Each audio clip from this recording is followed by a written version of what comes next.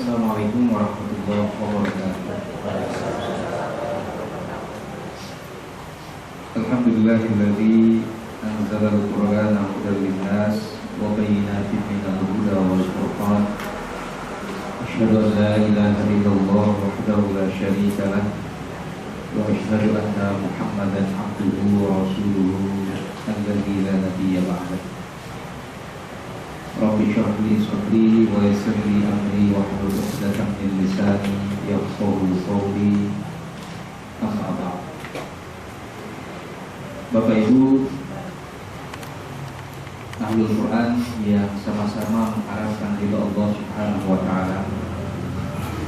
Alhamdulillah pada kesempatan pagi hari yang cerah ini Allah masih berkenan memberikan kepada kita semua nikmat dan limpahan karunia-Nya berupa nikmat kesempatan, nikmat umur, nikmat kesehatan, sehingga pada pagi hari ini kita dapat beraktivitas seperti biasa, dan tentunya kita dapat bertolakul ilmi serta mentadabburi ayat-ayat suci Al-Quran, insyaallah. Salawat dan salam semoga senantiasa tercurah kepada pemimpin kita, suri tauladan terbaik sepanjang zaman, Nabi Muhammad sallallahu alaihi wasallam, pada keluarganya, para sahabatnya, dan umatnya yang senantiasa istiqomah menjalankan ajaran-ajaran. Bapak Ibu yang dirahmati Allah Subhanahu wa taala, pada kesempatan pagi hari ini saya mengajak kita semua untuk mentadabburi ayat-ayat Al-Quran yang berkenaan dengan takdir. Karena di sebagian besar masyarakat kita itu berbeda dalam memahami takdir.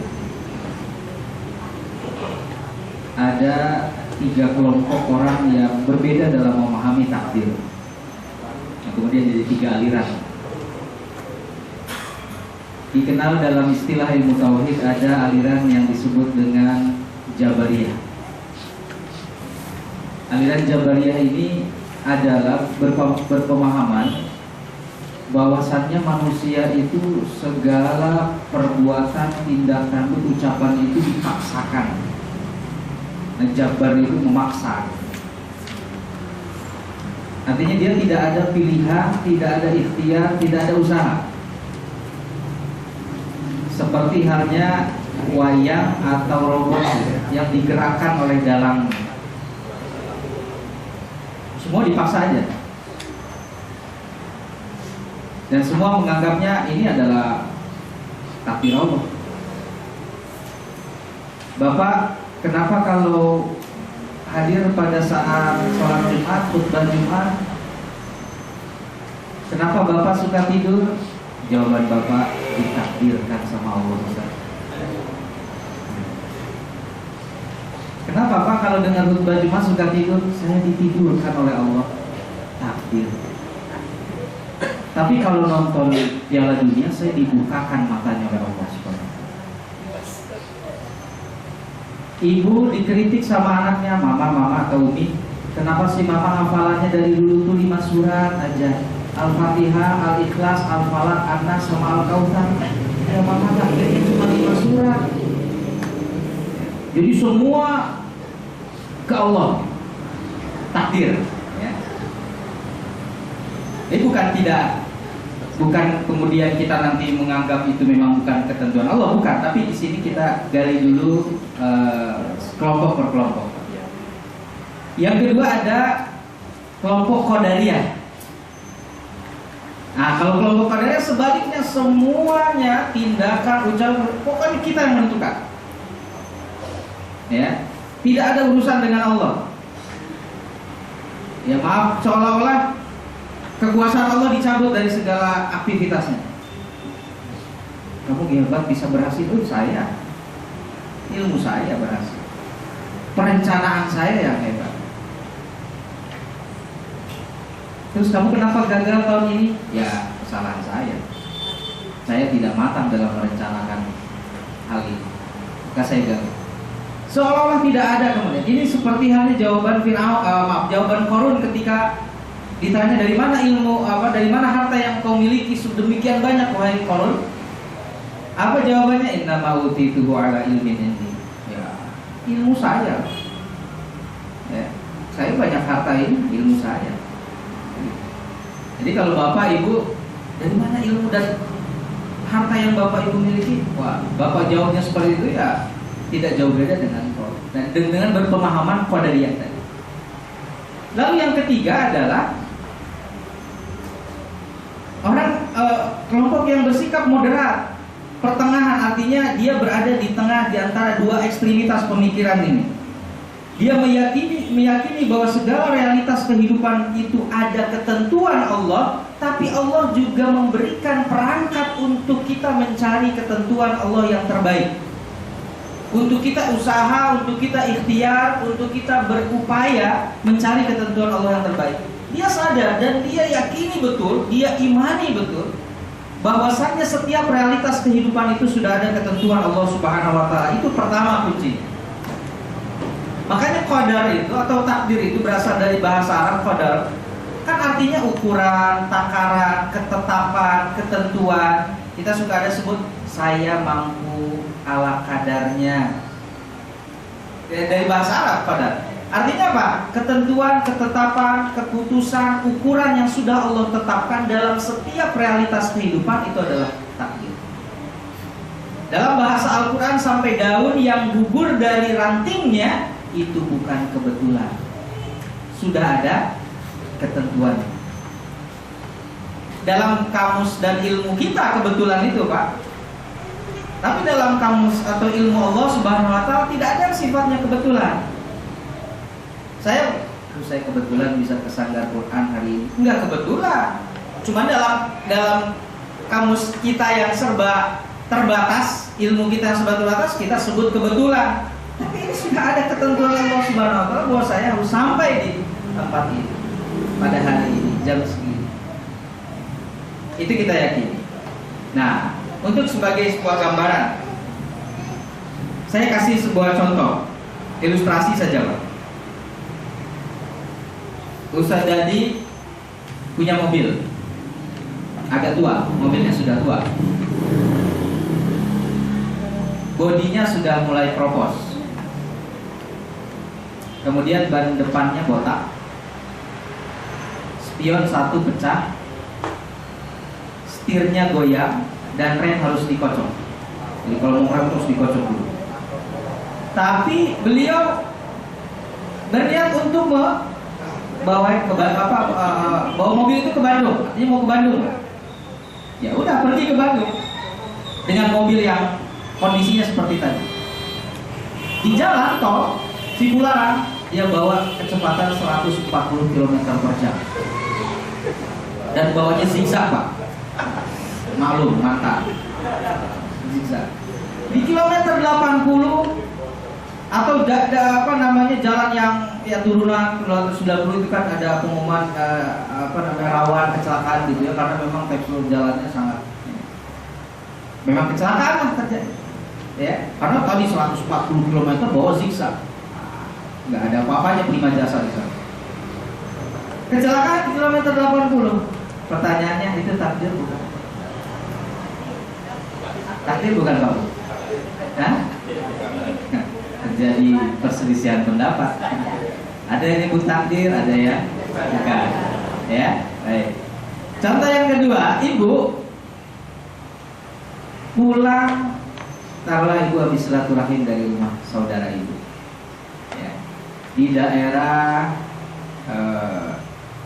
yang dekat dari sini, misalnya Rawamangun lah,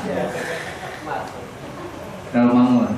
Ibu mau pulang ke sini, ke Mardani, naik angkot ibu, karena sudah larut malam, sudah jam 11, ya, angkot itu sudah sangat jarang.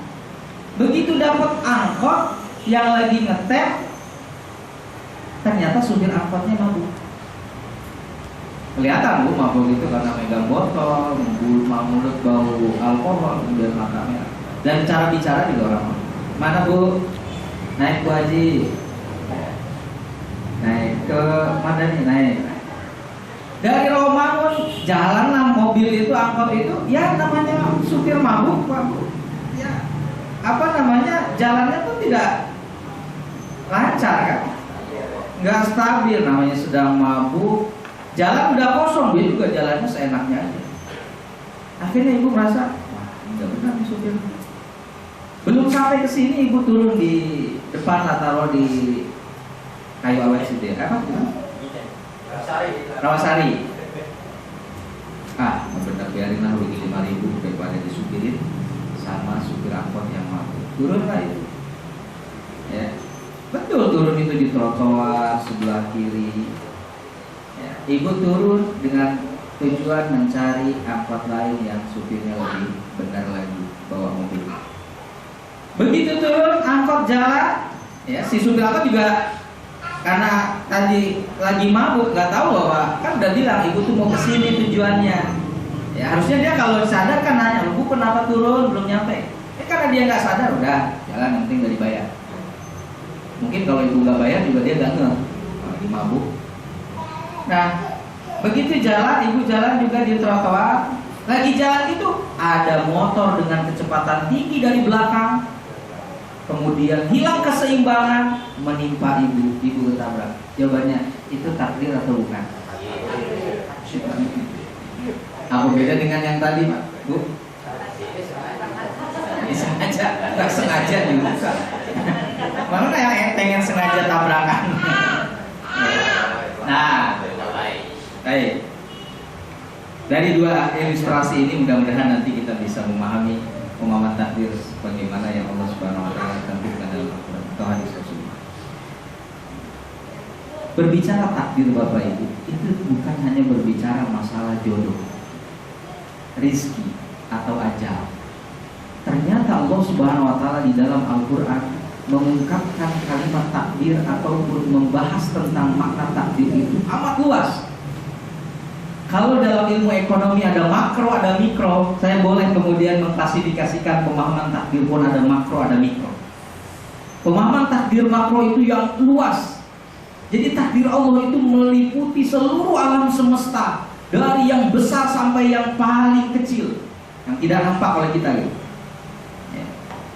Di dalam Al-Quran itu dibahas. Ini kemudian kita pemahaman takdir itu hanya seputar jodoh, seputar rizki, seputar ajal saja. Padahal luas sekali makna takdir. Ya, terlalu menyederhanakan kekuasaan Allah kita dengan memahami takdir hanya sebatas jodoh, rizki atau ajal.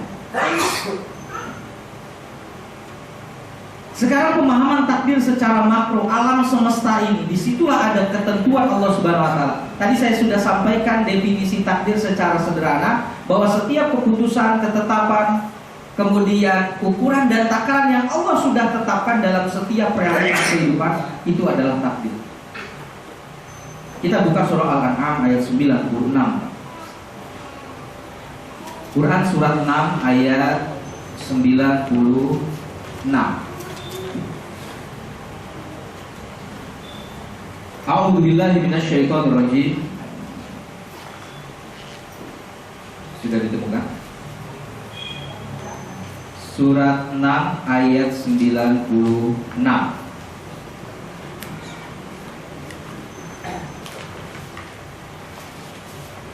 A'udzubillahi minasyaitonirrajim. Falikul isbah wa ja'ala al-laila sakana wasyamsa wal qamara husbana. Dzalika taqdirul azizil alim. Ada kalimat takdir kita ya. Falikul isbah, dialah Allah yang menyingsingkan pagi.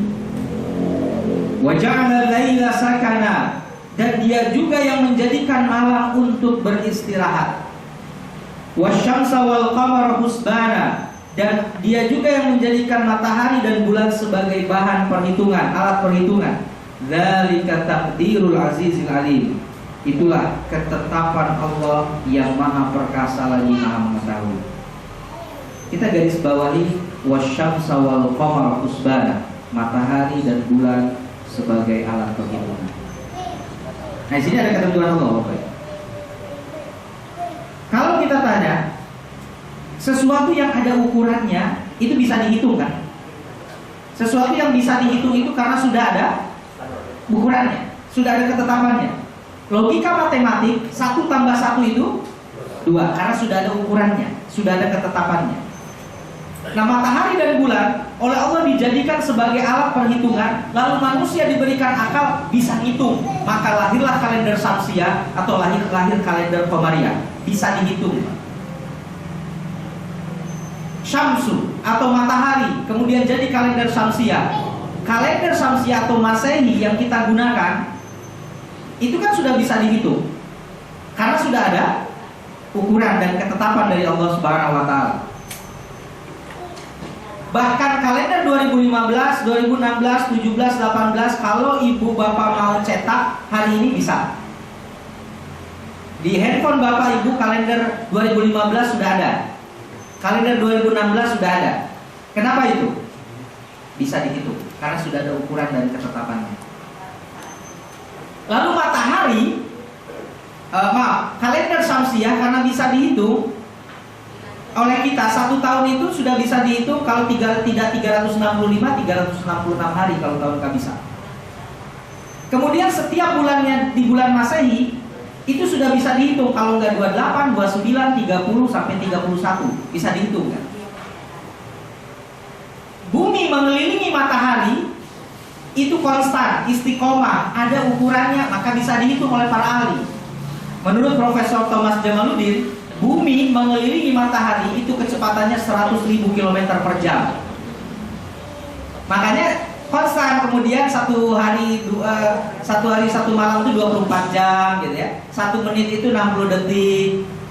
1 jam itu 60 menit bisa dihitung. Karena sudah ada ukuran dan ketetapannya. Tidak pernah ada pengumuman dari BMKG bahwasannya tahun ini Bapak Ibu matahari sedang bumi sedang bermalas-malasan mengelilingi matahari, maka kemudian 1 tahun itu cuma 1 tahun itu 500 hari. Ya, kan nggak ada pengumuman itu Pak ya. Bapak Ibu, bumi mengelilingi matahari agak bermalas-malasan, ya. Bumi mengelilingi matahari agak bermalas-malasan, maka setahun sekarang ini 500 hari. Dan tahun depan bumi akan bersemangat mengelilingi matahari, maka tahun depan 1 tahun itu cuma 250 hari. Tidak ada. Makanya konstan, istiqomah karena sudah ada ukuran dan ketetapannya. Itu baru kalender Syamsiah atau kalender yang menggunakan ini peredaran matahari. Kemudian Al-Qamar, ada kalender Qamariyah. Jauh sebelum para ahli kemudian menentukan, Rasulullah sudah menyebutkan bahwa 1 bulan di bulan Hijriah itu kalau nggak 29 ya 30 hari. Maka kita nggak akan pernah menemukan kalender Qamariyah itu ada tanggal 31 atau tanggal 28. Kalau nggak 29 ya 30 kata Rasul. Ini ketentuan Allah yang sifatnya makro alam semesta karena sudah ada ukuran dan ketetapan. Lalu kita bisa lihat di surah Yasin ayat 38 sampai 40. Itu juga ada kalimat takdir. Wasyamsu tajri li mustaqarril laha dzalika taqdirul azizil alim. Dan matahari ditentukan, sudah ditentukan porosnya, sudah ditentukan tracknya, sudah ditentukan jalurnya. Itulah ketentuan Allah yang maha perkasa lagi maha mengetahui. Wal qamara qaddarnahu manazila hatta 'ada kal urjunil qadim. Dan bulan itu juga sudah kami tentukan porosnya, sudah kami tentukan ukurannya, sudah kami tentukan tracknya, relnya. Sehingga apabila bulan itu pada putaran terakhir dia kembali seperti bentuk tandan yang tua. Qamariyah itu kan hitungannya karena bulan ya. Dan kalau kita menentukan awal bulan Hijriah, maka dengan bulan sabit, hilal ataupun anak bulan. Tidak ada penentuan awal bulan Hijriah itu langsung bulan itu berbentuk purnama, tidak ada. Tapi kemudian dari anak bulan tadi membesar sampai pada pertengahan bulan 13, 14, 15 terjadilah bulan purnama dan kita disunahkan saum di situ. Dan gerhana bulan itu terjadinya di antara 3 tanggal itu, nggak mustahil dan nggak pernah terjadi gerhana bulan itu di awal bulan atau gerhana bulan itu di akhir bulan. Enggak, di 3 tanggal itu, Pak. Kalau nggak 13 ya mungkin tanggal 14 atau tanggal 15 baru terjadi gerhana bulan. Apakah gerhana bulannya sebagian atau total? Lalu ketika sudah 13, 14, 15 itu kembali bulan itu mengecil sampai akhirnya kembali lagi nanti pada awal bulan. Seperti itu adalah takdir Allah Subhanahu wa taala. Itu ukuran ketetapan yang sudah Allah tentukan. Makanya pergantian siang dan malam, terbit matahari, kemudian terbenam matahari itu kita lihat begitu teratur, ya, karena sudah ada ukuran dan ketentuan dari Allah Subhanahu wa taala. Terus yang ngurusnya juga satu, Allah Subhanahu wa taala. Tidak 2, tidak 3, tidak 4. Laukana fihi ma'alihatun illallah la fasadata. Sekiranya ada Tuhan lagi selain Allah, niscaya bumi dan langit ini akan hancur. Tuhan yang satu pengen terbit dari timur matahari, yang satu pengennya dari barat. Enggak terbit. Ya. Malam pengennya 12 jam, yang satu pengen lama 15 jam. Ya. Artinya di sini ada ketentuan dan ukuran Allah Subhanahu wa taala. Itu takdir, itu yang makro, alam semesta. Ya. Supaya kita mentadaburi ayat Quran itu, oh iya.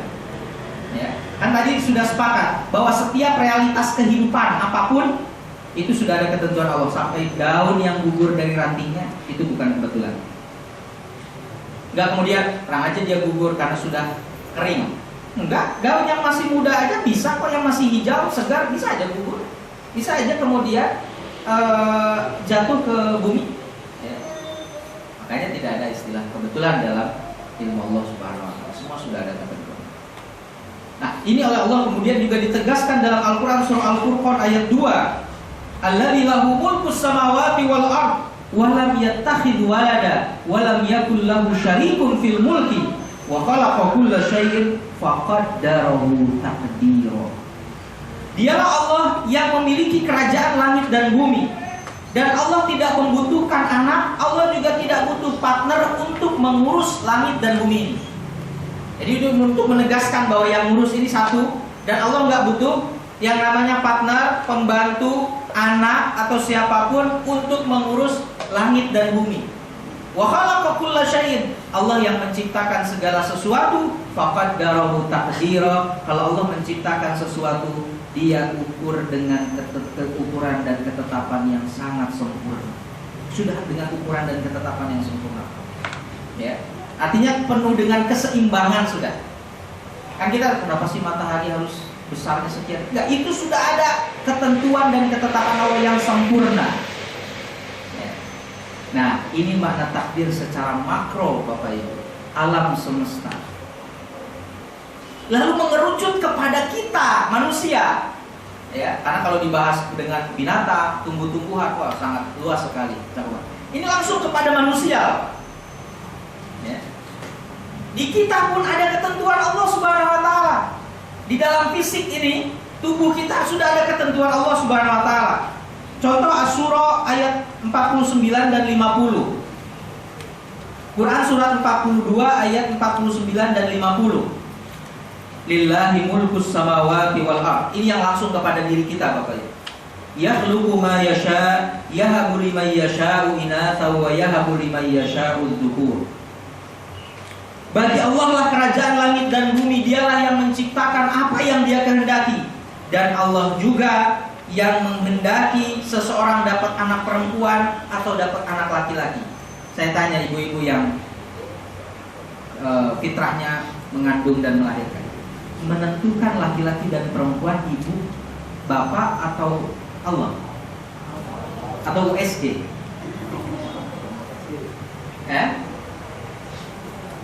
Penentuan laki-laki dan perempuan itu siapa? Ayat ini sudah jelas. Ya habu liman yasha'u inatha wa yahabu liman yasha'u. Allah Subhanahu wa taala. Walaupun ada ilmu XX dengan XY kromosom, tapi itu apa pasti sifatnya zon saja. dugaan, prasangka, oh kayaknya XX jadi laki-laki, XY jadi perempuan. Saya juga pernah menyampaikan bahwa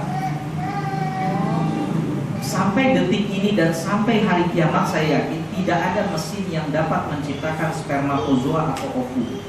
Karena spermatozoa atau ovum itu proses penciptaannya melalui proses biologis yang ada dalam tubuh kita. Mesinnya itu mesin dari Allah yang ada dalam tubuh kita. Kalau yang sekarang diutak-atik itu diambil ininya, bahannya, diambil spermanya, diambil ovumnya, kemudian disimpan di tabung. Tapi bukan diciptakan sperma dan ovumnya, enggak.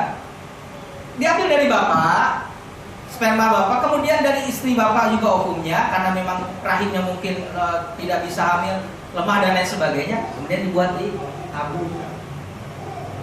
Ya. Diambil sperma bapak, diambil ovum ibu. Kalau itu bayi tabung, disimpan tabung. Kalau pengen bayi galon, simpan di galon. Ya, karena tabung dan galon itu kan primadona ibu-ibu setiap hari. Ya. Nah, yang itu yang di otak-atik bukannya bahan dasarnya, enggak ada yang bisa menciptakan sperma ataupun ovum, enggak ada. Kenapa penciptaannya itu dalam Al-Quran surah Al-A'raf ya ayat 172 itu kan melalui proses biologis yang ada dalam tubuh kita, ya, proses biologis.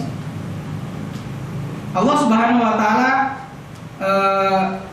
berfirman dalam Al-Quran surah Al-A'raf ayat berapa tadi Pak? 172, ya. Wa id akhadha rabbuka min bani adama min zuhurihim dzurriyyatahum.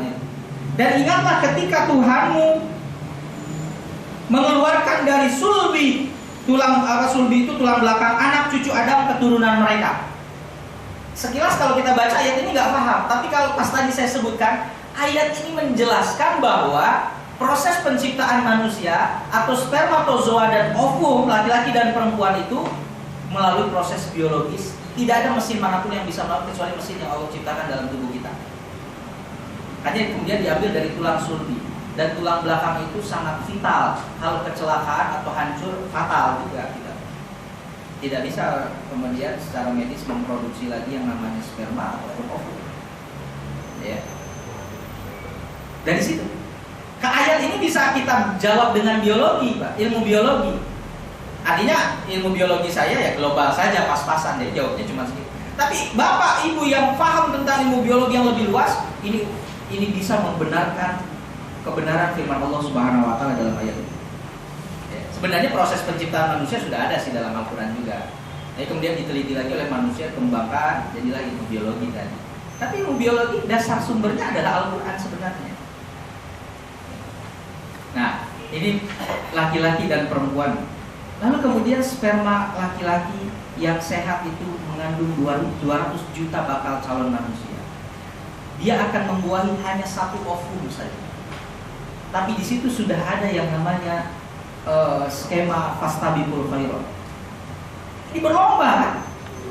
Lalu kemudian yang membuahi ovum yang satu itu spermanya juga cuma satu, enggak 200-200-nya enggak. Kalau 200-200-nya jadi semua. Ya, ibu sekali melahirkan 200 juta. Ya. Jadi gugur ibarat lomba maraton, berguguran satu persatu. Nanti yang jadi champion, yang jadi juaranya itu satu dan dia yang membuahi satu ovum. Kalau anak kembar berarti ovumnya 2. Kalau anaknya kembar 3, ovumnya 3. Nanti sperma itu yang kemudian berlomba untuk membuahi ovum itu. Lihat Bapak Ibu, betapa Allah Subhanahu Wa Taala menciptakan. Dan kita nggak ikut campur maksudnya. Nggak ada lah ibu, misalnya kata bapak dari 200 juta ini langsung bapak pilih pengen yang ini nih. Yang jadi saya pengen. Enggak. Tapi semua hasil selektivitas Allah. Seleksinya sudah Allah Subhanahu Wa Taala. Itu sudah melalui selektivitas Allah. Maka ketika yang lahir adalah fisik kita, ini adalah fisik yang sudah hasil seleksi Allah Subhanahu Wa Taala. Yang 199 juta itu mungkin yang parah Pak. Itu yang Allah gugurkan. Ini yang hasil seleksi Allah kan. Ini yang harus kita syukuri. Bayangkan sempurnanya saja kayak gini. Gimana kalau nggak diseleksi sama Allah? nggak jelas tubuh kita bentuk hidungnya kayak gimana, matanya kayak gimana. Ya. Tapi ini sudah hasil selektivitas Allah Subhanahu wa taala. Itu takdir Allah pada manusia yang sifatnya mikro lah, langsung mengerucut pada manusia Bapak Ibu. Ya. Tapi di situ ada ketentuan Allah Subhanahu wa taala. Lalu kemudian saya pernah menyampaikan alis dengan rambut yang jaraknya hanya beberapa senti. Kita nggak ikut campur pertumbuhan alis. Gimana kalau alis tumbuhnya seperti rambut?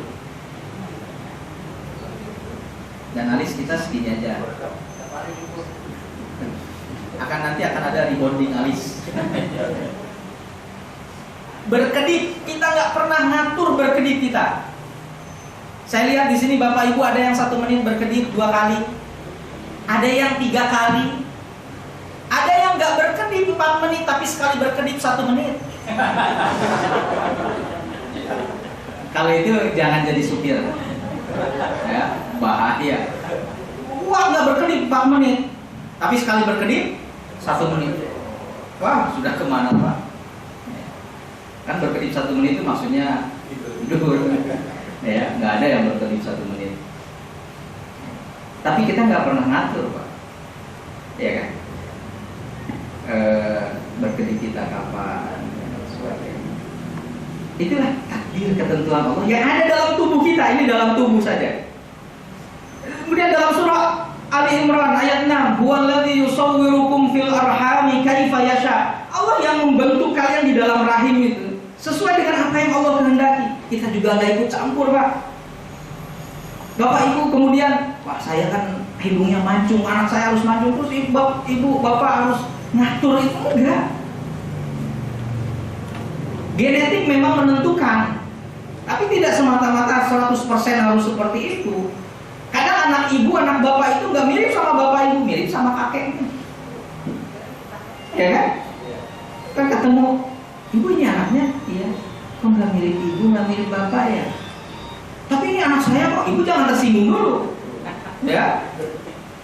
Begitu lihat, oh mirip kakeknya, almarhum. Ada seperti. Jadi genetik tidak harus langsung turun 1 tingkatan, tapi mungkin terlewatkan ya, itu lewat kakek gitu ya, dari kakek. Dan itu banyak, pasti bapak ibu juga tahu, mengalami hal. Iya nggak mirip sama saya. Yang mirip sama bapak ibu ternyata sifatnya, perangainya, perilakunya bisa, mungkin wajah dari ayahnya. Makanya yang namanya genetik itu tidak harus dari sisi biologis, tapi bisa juga dari sifat. Kalau ibu sedang hamil, sering marah-marah, maka hormon adrenalinnya itu sering melampaui ambang batas, lalu kemudian masuk lewat plasenta. Maaf, kalau anaknya suka marah-marah, introspeksi, ibu dulu lagi hamil, suka marah-marah. Kalau ibu sedang hamil itu sering galau, gelisah, maka hormon kortizolnya itu sering melampaui ambang batas dan langsung bisa masuk lewat plasenta. Jadi anak orangnya gelisahan, panikan, gitu ya.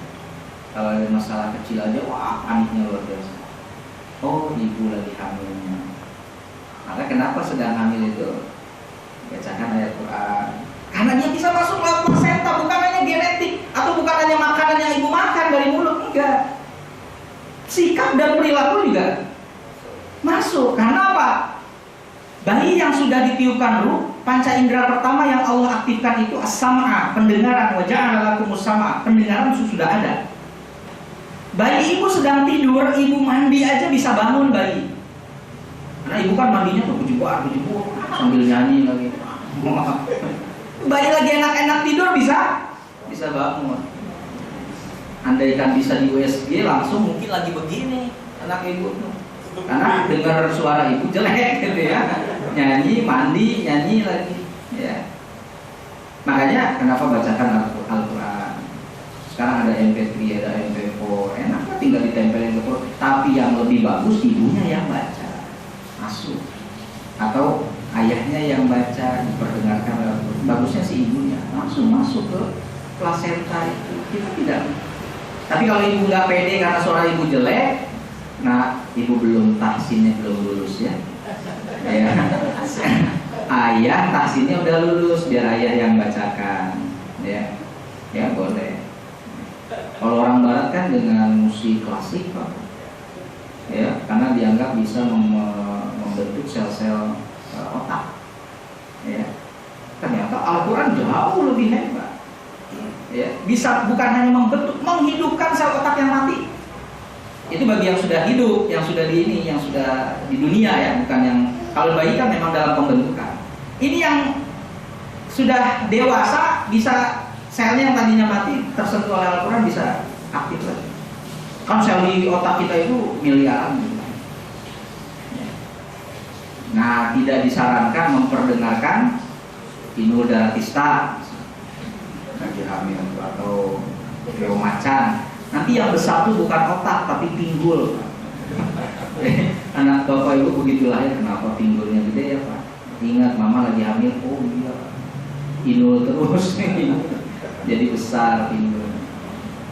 Al-Quran itu yang akan membesarkan otak dan kecerdasan anak tersebut. Nah, ini baru sekali lagi baru manusia, takdir kepada manusia, ya. Ini semua Bapak Ibu disebut dalam istilah ilmu tauhid, disebut dengan istilah takdir mubrom. Takdir mubrom. Takdir mubrom itu adalah ketentuan Allah, ketetapan Allah yang tidak ada campur tangan manusia. Ya, tidak ada campur tangan manusia. Tadi matahari terbit dari timur, ikut ngatur kita? Enggak kan? Peredaran bumi ke matahari ikut ngatur? Bahkan sekarang di sebelah Masjid Nabawi, Bapak Ibu, saya terakhir kemarin itu umroh, ada pameran Asmaul Husna, ada gedung pameran Asmaul Husna. Itu dibahas nama-nama Allah yang 99 itu plus dengan penjelasan dan audio visualnya, luar biasa, betah di situ. Karena layarnya juga besar, betah di situ. Dibahas misalnya dari mulai kalimah Ar-Rahman, Ar-Rahim, Al-Malik, Al-Qudus sampai terakhir. Ya, namanya Ma'rad Asmaul Husna, pameran Asmaul Husna, sebelah kanan dari Masjid Nabawi. Itu Bapak Ibu, di situ ada satu layar besar yang menunjukkan jarak bumi kita dengan langit lapisan pertama. Ini langit lapisan pertama, bukan 2, 3, 4 sampai 7 juga. Lapisan pertama. Ya. Jadi layarnya ada dari pojok sini sampai sini, besar, panjang lebar. Itu di-shoot orang yang sedang tilawah di Masjid Nabawi, kemudian kameranya menjauh. Yang tadinya besar, Masjid Nabawi tadinya besar, jadi mengecil, terus langit gitu ya, sampai mentok di angka 156 triliun kilometer jaraknya. Jadi jarak bumi, jarak orang yang duduk di Masjid Nabawi itu dengan langit lapisan pertama, ini baru langit lapisan pertama, diperkirakan, lagi-lagi saya menyebut diperkirakan karena saya yakin itu bukan angka pasti, ya. Diperkirakan angkanya berhenti karena jadi begitu shoot menjauh gitu, angka itu jalan Pak, kayak stopwatch itu jalan 156 triliun kilometer jaraknya, ya. Satu lapisan langit, Allah alam lapisan kedua ke 1 berapa jaraknya, 3 kedua berapa jaraknya, dan seterusnya, ya, sampai 7. Tapi saya sebut itu baru perkiraan, angkanya saya yakin tidak pasti, ya. Tapi segitu aja udah ada ikhtiar manusia untuk membuktikan kebenaran dan kekuasaan Allah Subhanahu Wa Taala. 156 triliun kilometer. Kemudian diperlihatkan benda-benda langit, matahari, bulan, dan bintang. Ternyata yang paling besar bintang. Bintang itu ada yang besarnya, bandingannya itu 150 juta kali lipat dibanding matahari. Satu bintang. Dengan matahari, jadi bukan matahari yang paling besar. Bintang. Hanya lagu Bintang Kecil itu menyesatkan. Bintang kecil itu, tapi kan dijelaskan karena kecil itu karena jauh. Jaraknya itu karena jauh, bukan karena memang bintangnya kecil. Aslinya bintang itu besar, cuma jarak yang jauh. Ya, sesuatu yang tadinya besar kemudian kita mundur, ya memang jadi kecil, tapi tetap aslinya sih besar. Gajah itu kalau kita lihat dari dekat itu besar, kita mundur aja 50 meter, kita jangan nyebut gajah kecil, enggak, posisi kita aja jauh, gitu. Tapi kalau di dekat ya sih besar. Ya. Nah itu sekilas juga tentang takdir Allah Subhanahu Wa Taala kepada alam semesta, kepada manusia itu saya sebutkan. Ya, Al-Quran surah Syura yang 49 dan 50. Dan juga di sini disebutkan bahwa Allah Subhanahu Wa Taala yang menjadikan kalian itu mandul, itu di ayat 50-nya juga ada. Ya, di surah Syura ayat 50-nya sama, artinya kita tidak bisa menentukan laki-laki dan perempuannya, bukan kita, bukan USG, bukan banyak mitos kalau pengen anaknya laki-laki, ibu yang sedang hamil sering tengkurap katanya. Sering tengkurap gimana? Lagi hamil tengkurap gitu. Atau loncat-loncat, ya supaya anak laki-laki ya, loncat kemudian keluar gimana? Ya, mitos itu sifat mitos, ya, nggak bisa dibuktikan secara ilmiah, ya, hanya mitos saja. Itu takdir apa tadi Pak? Disebut takdir ketentuan Allah yang tidak ada campur tangan manusia. Yang kedua disebut dengan takdir mu'allaq. Takdir mu'allaq pakai Q, ya, mu'allaq pakai ain kalau dalam tulisannya mim ain lam qaf, ya, atau MUALLAQ. Takdir mu'allaq ini ketentuan Allah juga Bapak Ibu, tetapi ada di sana ikhtiar kita. Ada kita berikhtiar, seperti pemahaman kelompok yang ketiga yang moderat ini, ya, Ahlus Sunnah wal Jamaah lah kemudian. Itu menganggap semua ketentuan Allah, tapi ada ikhtiar kita. Nah tadi yang dialami Ustaz tadi itu takdir mubrom atau mu'allaq? Mubrom atau mu'allaq? Punya mobil, tapi mobil tua, udah keropos, bodinya, ban depan juga dua-duanya botak, rem harus dikocok, setir goyang, masih bawa 140 ke Bandung, zigzag lagi bawanya, kecelakaan, mubrom mu'allaq? Mu'allaq, ya, mu'allaq. Kenapa? Beliau bisa pas ngecek naik bis aja, beliau cari lagi ketentuan Allah yang lain lewat naik bis, ya, ini mobil nggak layak untuk dibawa ke Bandung, jangankan ke Bandung, ke Depok aja bisa mogok, gitu. Malah. Tapi yang ibu alami mubrom mu'allaq, turun dari angkot yang supirnya mabuk, pengen nyari supir angkot yang benar supaya ibu sampai dengan selamat ke tujuan, tapi ibu lagi jalan di trotoar, ada motor kecepatan tinggi, kemudian hilang keseimbangan, motor itu nabrak ibu, mubrom mu'allaq. Itu mubrom. Yang mu'allaqnya ibu turun dari angkot, nyari angkot lain, ibu mu'allaq. Nyari ketentuan Allah yang lain, melihat supir angkot yang pertama ibu naik itu mabuk, udah mabuk jalannya ugal-ugalan, seenaknya, ya kan? Ibu cuma sendirian di dalam angkot, ya ibu turun, biarin kata ibu rugi 5.000, yang penting saya cari angkot lain yang lebih nyaman. Itu mu'allaqnya. Tapi lagi jalan itu ada motor, itu yang Nah, takdir mu'allaq ini adalah ketentuan Allah yang ada ikhtiar kita. Ada ikhtiar kita. Kalau tadi Bapak saya sebutkan, Pak, kenapa kalau lagi khutbah Jumat suka tidur? Bapak nyebut takdir Ustaz dari Allah. Saya ditidurkan oleh Allah. Betul enggak? Mubrom mu'allaq tidur dalam mendengar khutbah Jumat? Harusnya mu'allaq. Bapak bisa cari ikhtiar usaha untuk tidak tidur. Ya, kan Rasul sudah menyebutkan kalau ini mandi pakai wangi-wangian, bersihkan bulu, kuku, gunting. Nah ini nih upaya-upaya baik untuk menghilangkan yang ngantuk-ngantuk, ya. Kemudian duduk di saf terdepan. Bapak enggak mandi sih mandi, tapi begitu nyampe ke masjid, Bapak langsung cari tiang ataupun tembok yang di atasnya kipas angin atau sekarang AC. Karena menurut Bapak posisi menentukan prestasi.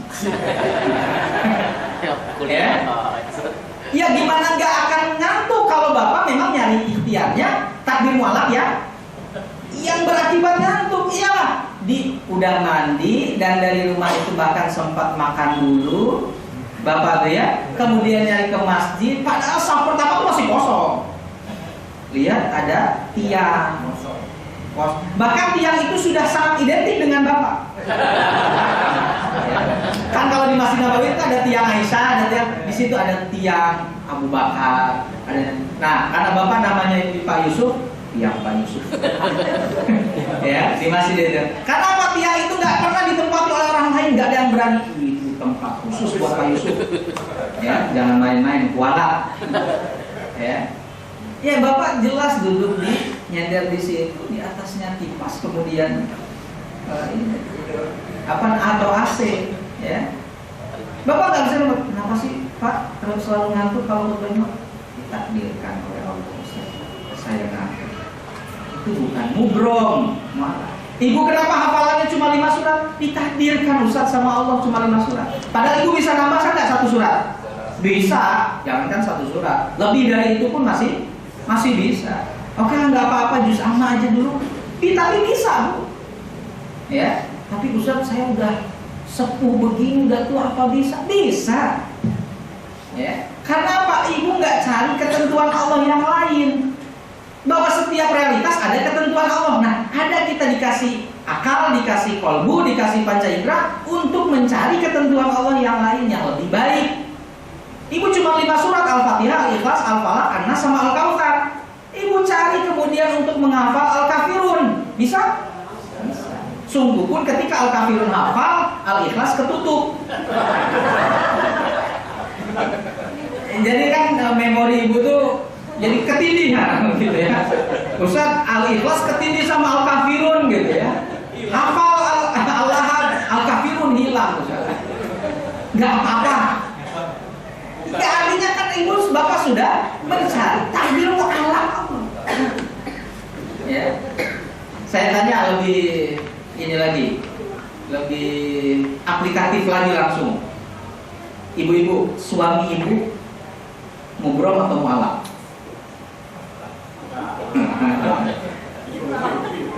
Hah? Suami ibu sekali lagi mubrom atau mu'alaf? Lihat dengan bapak-bapak, ibu-ibu jawabannya sangat cerdas. Mu'alaf. Bapak jawabannya mubrom. Kesannya musibah. Kalau mubrom itu kesannya musibah kan? Jadi begitu tanya, ibu-ibu dengan jawaban yang sangat meyakinkan, Bu, mubrom atau mu'alaf suami ibu? Mu'alaf Ustaz. Karena hasil ikhtiar ibu-ibu. Ya, memilih ibu itu selektif. Ada malah, ada ikhtiar. Kan bapak-bapak jawabannya juga sambil nunduk, Bu. Mubrom. Seolah-olah apa? Musibah dan penyesalan yang tiada tara. Jadi mubrom Ustaz dari sananya gitu. Ya, gimana lagi Ustaz? Nah, jodoh itu kalau saya lihat ketentuan Allah kan betul ya. Takdir. Tapi saya ingin mengajak kita untuk memahami takdir itu dengan cerdas. Bahwasanya yang namanya pencarian jodoh itu lebih kepada Allah. Ya. Tapi artinya ada ikhtiar, Rasul juga nyuruh. Ya, pilih cantikan, keluarga, nasab, pilih agama. Ada seorang sahabat yang kita meminang akan menikahi seorang wanita, kata Rasulullah, kamu sudah lihat belum? Belum ya Rasulullah, saya yakin aja. Lihat kata Rasulullah, unsur ilayah, dan pakai kalimat nazoro, lihatnya pakai mata. Nazoro itu lihat pakai mata, bukan di dibayangkan aja. Kayaknya sih katanya orang tuanya sih cakep-cakep, cantik-cantik, pasti anaknya.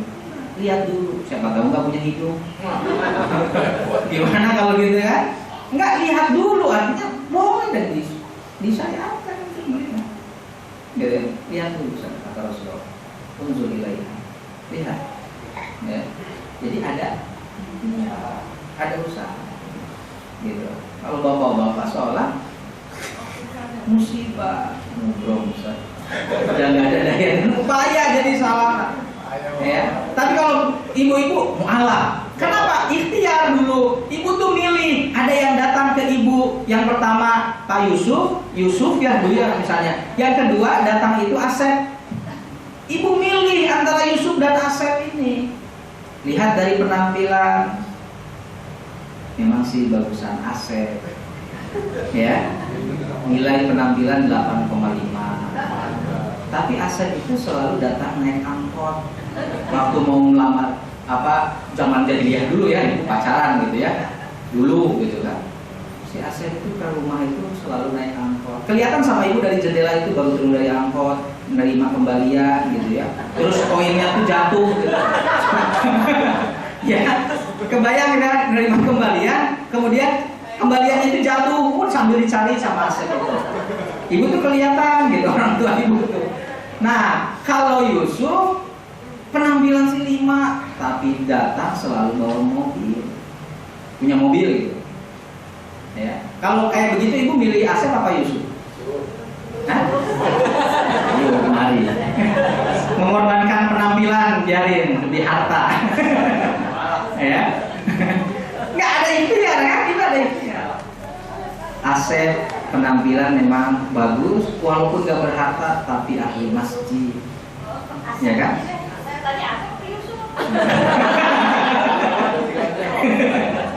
Ya, Asep Supriyadi dari Tasik, ahli ngobras. Nah, kebetulan orang tua ibu itu, ya, punya mesin obras. Orang tua ibu itu lebih cenderung kepada Asep daripada Yusuf. Nek, kamu nikah sama Asep, mama udah cocok sama Asep, karena Asep itu ahli ngobras dari Tasik dan mama punya mesin obras 4. Begitu kamu nikah, Asep suruh kerja di mama untuk mengembangkan usaha obras mama. Tapi kata ibu tuh, tapi aku nggak cinta sama Asep. Aku udah punya calon, namanya Wawan Heriawan. Dari Garut, ahli nyukur.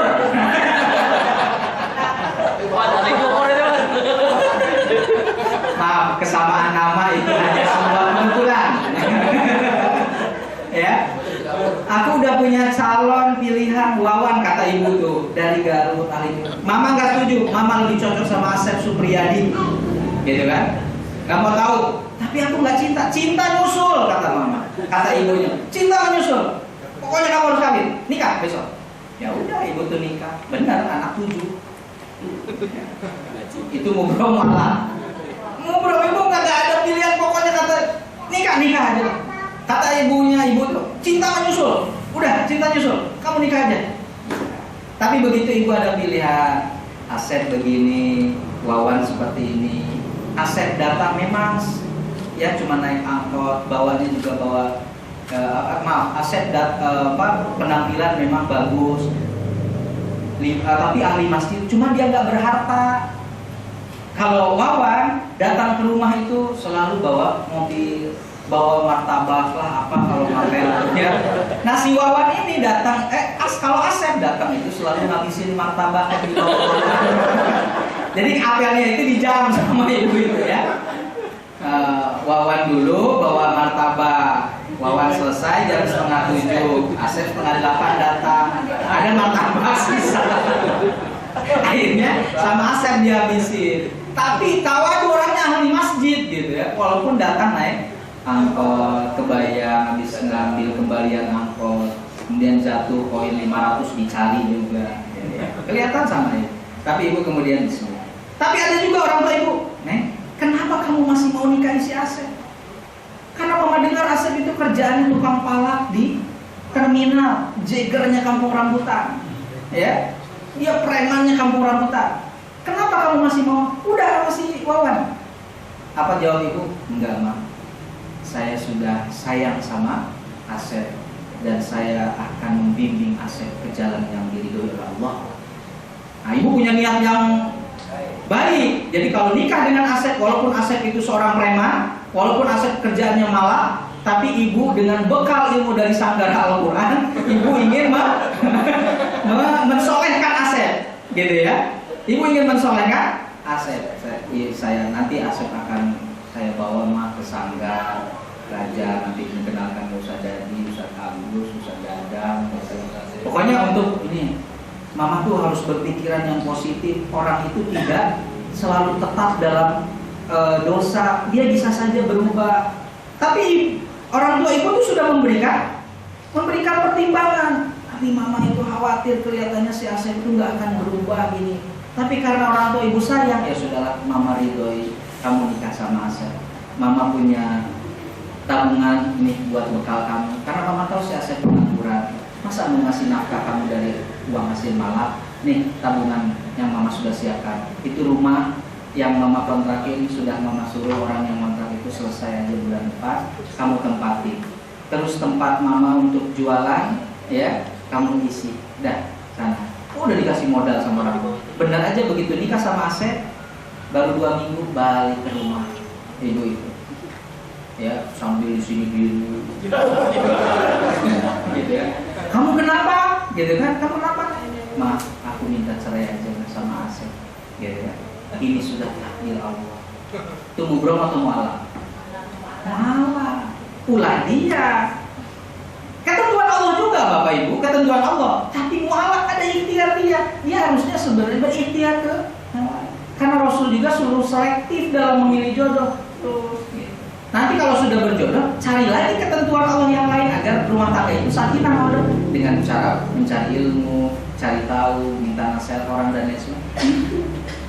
Jadi jodoh itu lebih kepada mu'alaf dan sakinah mawaddah warahmahnya sebuah rumah tangga. Ketentuan Allah, tapi mu'alaf kita harus ikhtiar. Nggak ada sakinah itu turun dari langit, nggak ada. Yang namanya sakinah itu perlu pengorbanan, perjuangan. Saya yakin Bapak Ibu sudah berapa ember air mata dan darah untuk mensakinahkan keluarga. Berapa ribuan untayan doa kepada Allah supaya keluarga Ibu itu sakinah. Tapi ada orang yang kemudian melihat dari luar saja, ibu mah keluarganya enak, sakinah. Disangkanya mujur gitu. Disangkanya itu adalah hal yang turun dari langit. Padahal di balik itu kita itu berusaha keras, jungkir balik ngajarin anak supaya sakinah, supaya soleh dan solehah. Kan seperti itu. Tapi di luar orang melihatnya, keluarga kamu sih enak, udah sakinah dari sananya, udah soleh dan soleh, keturunannya soleh dan solehah, ya pasti soleh dan solehah semuanya. Orang tuanya juga ustadz, pasti anaknya soleh. Nggak ada. Karena kesolehan itu bukan faktor genetik. Kesolehan harus diupayakan, diusahakan. Kalau faktor genetik, Nabi Nuh harusnya anaknya selamat, istrinya harusnya selamat. Siapa istrinya Nabi Nuh? Bukan Zulaiha Nabi Yusuf. Siapa istrinya Nabi Nuh? Ya Allah, gampang jawabannya, Nyonya Nuh. Kenapa ibu susah-susah? Istrinya Nabi Nuh itu adalah ya, karena ada Pak RT ada itu aja. Kalau dijawab ya, kalau ada UTS dan UAS, siapakah istri Nabi Nuh? Nyonya Nuh. Siapakah istri Nabi Lut? Ibu. Udah, benar jawabannya. Jawaban ngeles tapi ya. Istrinya Nabi Nuh itu namanya Wafilah. Dalam tafsir Ibnu Katsir ada namanya Wafilah. Istrinya Nabi Lut Walihah. Ini harus tahu ibu, jangan sampai mentang-mentang ibu punya cucu perempuan, nenek kasih nama anak cucu mama Wafilah. Mama dapat dari mana? Tafsir Ibnu Katsir. Ya, pokoknya pas mau baca tafsir Ibnu Katsir ada Wafilah. Tanya dulu sama Ustaz, pas ditanya ke Ustaz ada, Ustaz Wafilah? Iya bagus, ibu dapat dari mana? Dari tafsir Ibnu Katsir. Tahu nggak ibu siapa Wafilah? Istrinya, nggak tahu istrinya Nabi Nuh. Innalillahi. Untung belum akikah, belum diresmikan, ya baru sekedar baru penjajakan nama Wafilah. Ya, jadi ngasih nama anak perempuan, cucu perempuan dengan nama ya istrinya Nabi Nuh, gimana istilah, ya kan? Nah, itu Bapak Ibu, supaya kita memahami tentang takdir yang dimaksud mutlak. Takdir mu'allaq ini ayatnya itu surah Ar-Ra'd ayat 11. Terkenal lah, innallaha la yughayyiru ma biqaumin hatta yughayyiru ma bi anfusihim. Sesungguhnya Allah tidak akan merubah kondisi satu kaum sampai kaum itu mau berusaha merubahnya. Atau surah An-Nisa ayat 79, Allah berfirman, ma asabaka min hasanatin faminallah wa ma asabaka min sayyi'atin famin nafsik. Apa yang menimpamu berupa kebaikan itu datang dari Allah, murni 100% dari Allah. Tapi apa yang menimpamu berupa keburukan, tolong introspeksi diri sendiri. Karena Allah sejatinya nggak pernah menurunkan keburukan. Coba, pernah Allah menurunkan keburukan sama hambanya? Enggak. Kebaikan. Cuma gara-gara kesombongan kita, kebodohan kita, keakuan kita rubah yang tadinya baik dari Allah itu jadi buruk bagi kita. Hujan. Hujan itu berkah, kebaikan atau keburukan dari Allah? Baik. Karena Allah menyebutkan wa anzalna minas samai ma'an mubarakah. Air yang diberkahi, Allah nggak pernah nurunin air banjir. Air yang diberkahi. Dan karakter air itu harus ada saluran untuk mengalir. Terus dengan kebodohan kita, kesombongan, saluran yang untuk air hujan mengalir itu malah disumbat sama sampah. Kan air tetap harus mengalir, akhirnya nyari tempat lain. Masuklah ke rumah, masuklah ke jalan-jalan, ya. Gara-gara apa itu mubram atau mu'allaq? Kalau banjir itu saya lihatnya mu'allaq. Karena pernah ada seorang jamaah yang Ustaz 5 tahun yang lalu rumah saya itu gak banjir, tapi kenapa sekarang banjir? Hujan-hujan sama Ustaz dulu juga. Ya, tahun 2002 puncaknya ini 2002-2007 siklus 5 tahun tidak banjir. Tapi kenapa 2014 saya banjir? Bapak lihat sekeliling Bapak. Ternyata yang tadinya di sekeliling rumahnya itu banyak rawa untuk resapan air hujan, sudah jadi mall, sudah jadi apartemen. Ya, pertanyaannya, boleh nggak membangun mall apartemen di atas rawa? Boleh saja. Tapi cari takdir Allah yang terbaik. Kalau tadinya rawa itu sebagai resapan air hujan, daya tampung air hujan, nanti kalau mall atau apartemennya sudah berdiri, hujan mau kemana nanti? Bikin resapannya, bikin daya tampung air untuk menampung air hujannya. Nah, kita itu nggak lupa di situnya. Ya. Tapi kalau yang mubrom itu seperti tsunami, gunung meletus, kita nggak tahu, nggak ada ikhtiar kita untuk. Tapi kalau seperti longsor, banjir, saya masih melihatnya mu'allaq. Ketentuan Allah tapi mu'allaq. Longsor, misalnya, bolehkah kita membangun villa di Bogor tuh di puncak di sana? Boleh saja. Tapi kemudian teliti, kita kan sudah dikasih ilmu sama Allah. Lihat para arsiteknya itu, ini kondisi tanah labil atau enggak. Terus kalau nanti terjadi hujan dia akan longsor atau enggak. Diteliti, diikhtiarkan, diusahakan. Pak Bu, andaikan para pejabat dan pemimpin kita itu paham tentang mubrom dan mu'allaq, mereka akan mencari ketentuan Allah yang terbaik. Ibu tahu Jalan Braga di Bandung, itu jalan kan bagus sekali. Kemudian tidak ada konsistensi dalam hak pembangunannya seperti pemerintahnya dulu. Dirubah Jalan Braga itu, diganti dari yang aspal itu pakai paving block.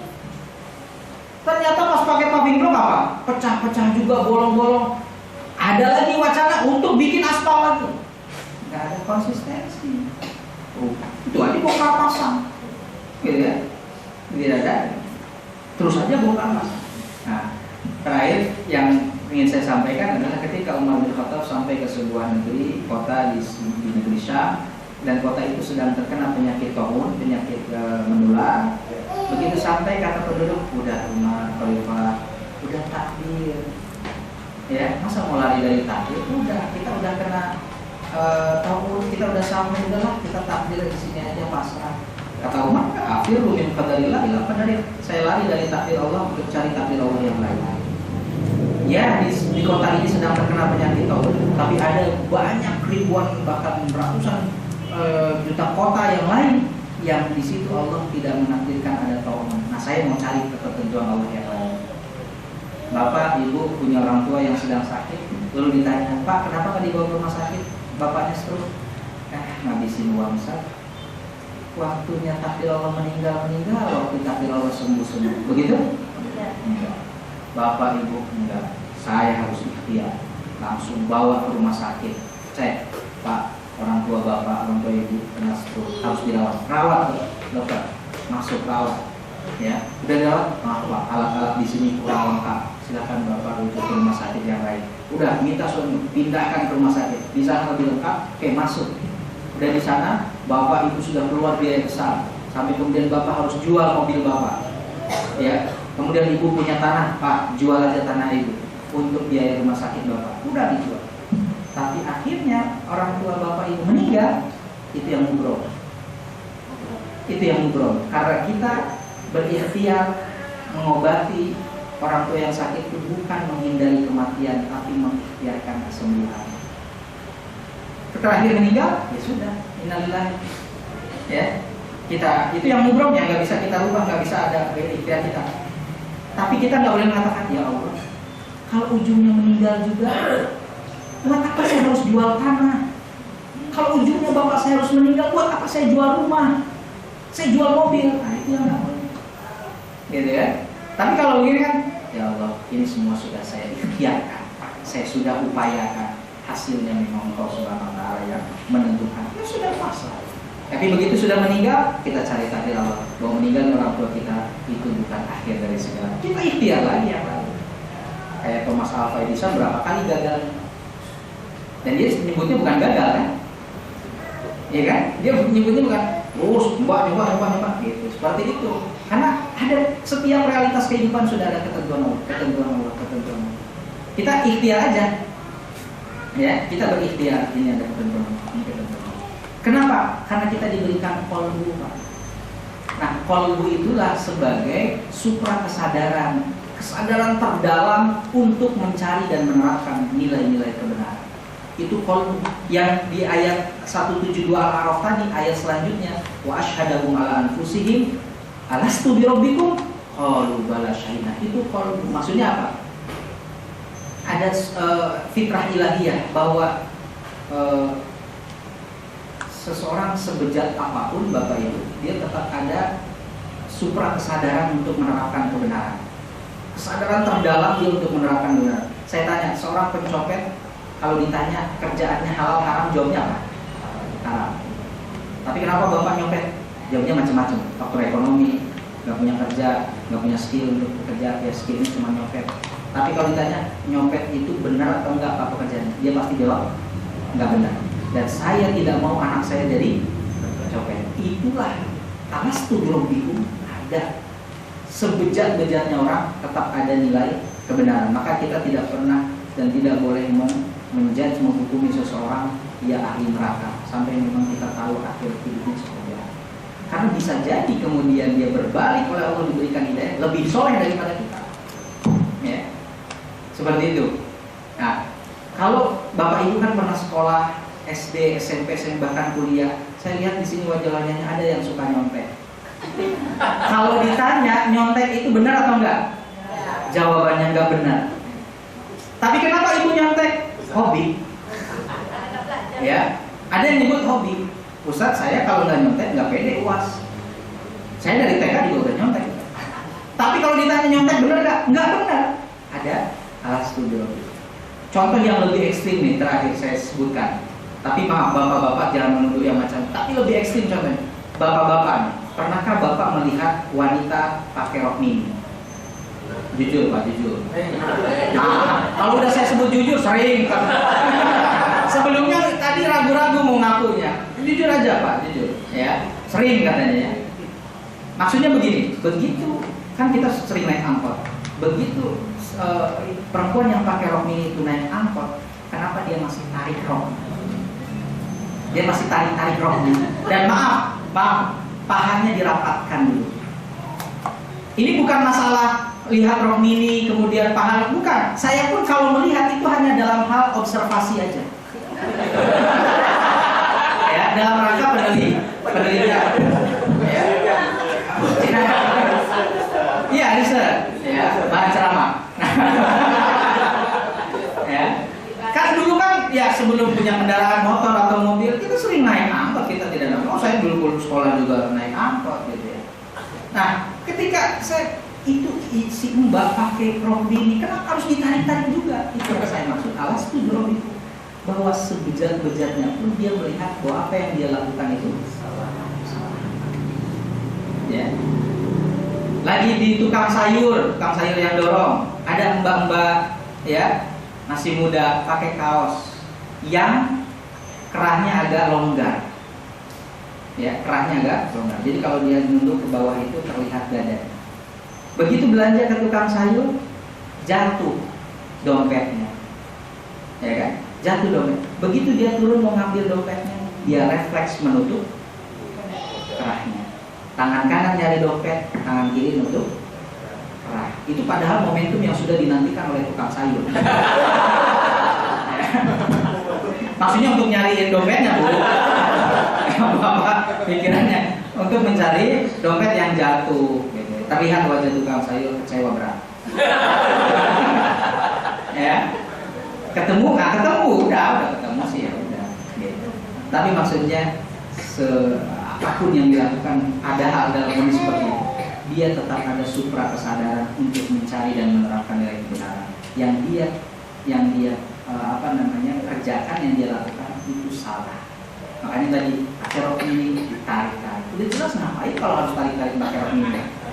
Dia ada supra kesadaran untuk menerapkan kebenaran. Pakai kaos yang longgar ngapain kalau memang harus ditutup? Udah aja pakai jilbab selamat. Ya, tapi mungkin belum terlalu dalam untuk mencari kebenaran, tapi dia menganggap yang saya lakukan tidak benar. Coba aja tanya orang-orang yang suka berbuat kejahatan, kalau ditanya sih pengen lepas dari itu, tapi itu tadi banyak hal, banyak pertimbangan, banyak alasan sehingga dia tidak bisa menerapkan kebenaran dengan sempurna. Tapi proses. Ya. Nah, Bapak Ibu yang dirahmati Allah Subhanahu Wa Taala, ini pemahaman takdir yang ingin saya sampaikan, bahwa kita yakin semua adalah ketentuan Allah Subhanahu Wa Taala. Tidak ada ya yang serba kebetulan, tapi ada yang mubrom, ada yang mu'allaq, ada yang kita kerjakan. Nah, Bapak Ibu datang ke sanggar ini mubrom atau mu'allaq? Mu'allaq dalam rangka meningkatkan kualitas keimanan. Mu'allaq dalam rangka mentadaburi Al-Quran. Kemudian kita jadi paham, meningkatkan keilmuan kita. Itu tuh mu'allaq. Makanya kesolehan itu bukan mubrom, kan juga soleh sendiri, harus dicari mu'allaq. Ya, Bapak Ibu datang ke sini adalah, padahal mungkin Bapak Ibu punya kerjaan lain di rumah. Ya, Ibu punya setrikaan, punya cucian numpuk gitu ya, masak juga belum selesai. Tapi Ibu kemudian mencari ketentuan Allah yang lain yang terbaik. Nah, itu mu'allaq takdir, ketentuan Allah yang ada usaha dan ikhtiar kita. Dua jalan, satu jalan taat, satu jalan maksiat. Di jalan taat ini Allah tentukan ketentuan akhirnya adalah surga dan kenikmatan yang abadi. Di jalan maksiat Allah tentukan neraka dan siksa yang abadi. Lalu kita diberikan akal, pikiran, qalbu, nurani tadi untuk milih. Kita milih jalan taat, berlakulah ketentuan Allah. Kita milih jalan maksiat, berlakulah juga ketentuan Allah. Nah, sekarang kita tinggal memilih takdir mu'allaq Allah yang terbaik. Maka takdir mu'allaq itu bisa berubah dengan ikhtiar kita yang sempurna, sedang takdir mubrom itu bisa dirubah oleh Allah dengan doa ikhlas kita. Makanya ada hadis bahwasannya takdir bisa dirubah dengan doa. Itu yang mubrom ke Bandung, nggak tahu apa yang terjadi di Bandung, berdoa kita dari sini, ya Allah selamatkan saya, perjalanan saya sampai ke Bandung. Lalu Allah dengan kekuasaannya dan doa yang kita panjatkan bisa kemudian merubah yang tadinya kita celaka jadi lancar di perjalanan. Gitu. Nah, Bapak Ibu yang dirahmati Allah Subhanahu Wa Taala, itu saja mungkin yang bisa saya sampaikan tentang takdir mubrom dan mu'allaq. Ya, Bapak-bapak mungkin sudah ralat jawabannya terkait istri Bapak. Jadi jangan sampai pulang ke rumah, "Mah, mama tuh mubrom. Bahaya ya, baru pulang mubrom apa? Pokoknya mama mubrom kata Ustaz. Jangan sampai gitu ya. Nah mungkin sudah berubah ya, mu'alaf berarti kalau istri bapak belum solehah, ikhtiarkan untuk menjadikannya solehah. Demikian juga suami dari ibu-ibu. Demikian yang bisa saya sampaikan. Wallahu a'lam bishawab dan Allahu ya'lamu. Assalamualaikum warahmatullahi wabarakatuh.